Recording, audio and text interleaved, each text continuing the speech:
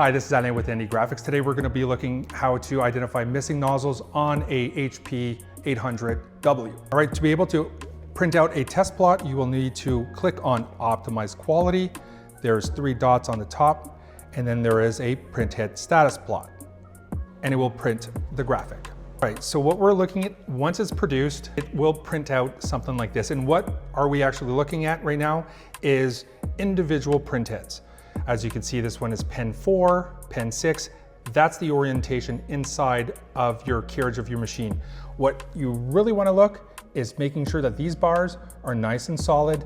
We're not missing any dropout here because those dropouts will reproduce itself into your graphics. So if you're missing a chunk of ink right there, it is time to replace your printhead. So that will help you find a missing channel in a printhead and be able to get your printer back up and running.